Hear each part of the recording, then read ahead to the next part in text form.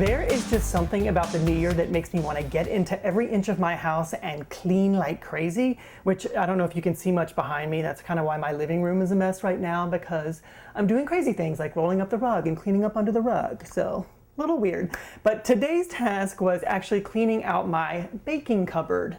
Yes, I have a baking cupboard. It's got all my flours and sugars and sprinkles and everything that I need for baking in there. But while I was doing that, it kind of sparked a New Year's resolution that I made a few years ago. And it's one that I think you might be interested in and one that I think you should consider. It's eliminating unnatural food dyes from your diet. Much easier said than done, I know. But just a little backstory about me. So I've eliminated unnatural food dyes from my diet for years. I'm a crazy label reader, so even 22 years ago, as soon as I became an adult and was shopping on my own, I was reading labels. And I remember like, why does a jar of pickles have yellow food coloring in it? I'm not going to buy this. And then of course the research over the years talking about why you really don't need it and the dangers and all sorts of things.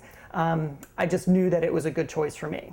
Now, the one exception I have always made is around the holidays, because I love to bake around the holidays, and I love bright orange cookies for Halloween, and I love, green Christmas tree cookies at Christmas. And so I've always made a slight, little exception around the holidays. But I do not do that anymore, because you know what? I feel like I've committed. I'm not going to do this anymore. There are plenty of great alternatives out there to people who want to use natural food colorings. And that's kind of what I'm going to show you today, is how easy it is to transition into natural food colorings and how you can do that specifically with your baking and maybe just in the rest of your life too. So I've pulled a lot of stuff out of my cupboard. Some is so old I'm embarrassed to even show it, but I'm glad I still have it because I can show you what I used to use and now what I use.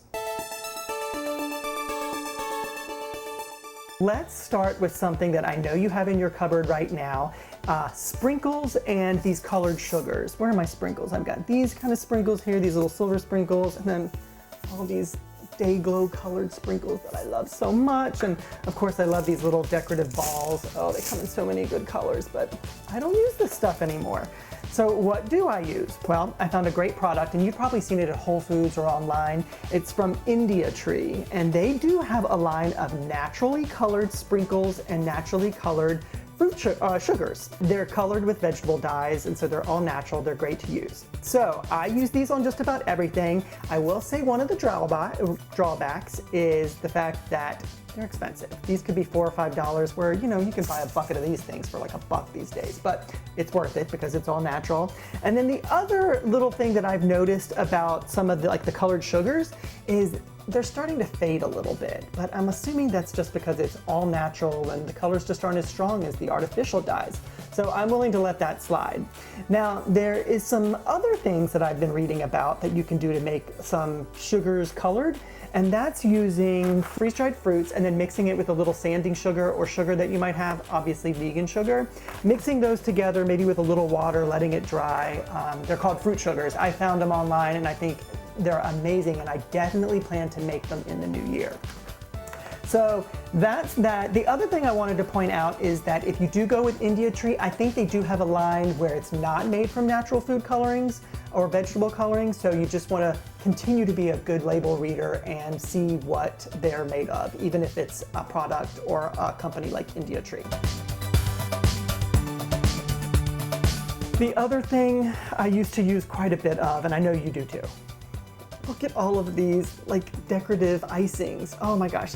I mean, how easy is it to just pick one of these things up and make little fun things on your cupcakes or whatever, but unfortunately, completely made with artificial food coloring. So I do not use these anymore. What do I use? Well, I use my own homemade recipe for icing and then a piping bag, but I color them with, again, an India Tree product. These are India Tree natural food dyes, kind of like the ones that you would buy like this, in the little containers. These are expensive. This little thing it's got 3 colors in it, and see, they're already separating, so you have to kind of use them up quickly. But this was $15. So it ain't cheap, that's for sure, because these are only like $1.99 or something crazy like that.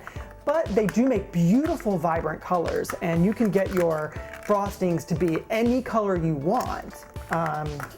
you know, as far as like bright reds or greens, if you kind of love that kind of effect like I do around the holidays. Lastly, the thing that I love the most are little decorative candies that I put on cakes and cookies. I mean, I want to show you some of these cute things that it's going to kill me to throw these out, but I gotta.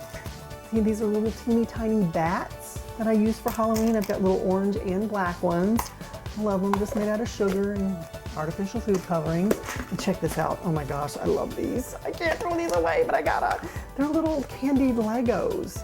Oh, I was thinking about making like a little cupcake for my nephew for his birthday with these, but no, can't do it. So what do I use? Well, I actually have a recipe on my channel for little decorative things that you can make with just some food starch, with some potato starch products. It's on my channel. I'll definitely link it below, but you can make whatever you want. Like you can see here, I've made little flowers, and I've done that with some of my natural food colorings as well. And I've made little eyeballs. And these are also vegan, which you might not realize, but a lot of these kind of candies that you get at the grocery store for decorating, they have gelatin in them, which makes them non-vegan. And that's important to me to also have them be vegan. So I plan to make even more of these kinds of things, or anytime I need a little decorative thing, I will be making my own. You can also buy lots of cute molds online, you know, little heart molds and cats and all sorts of stuff that you can make. You can put chocolate into and make your own little shapes that you need for cupcakes and cookies and things like that.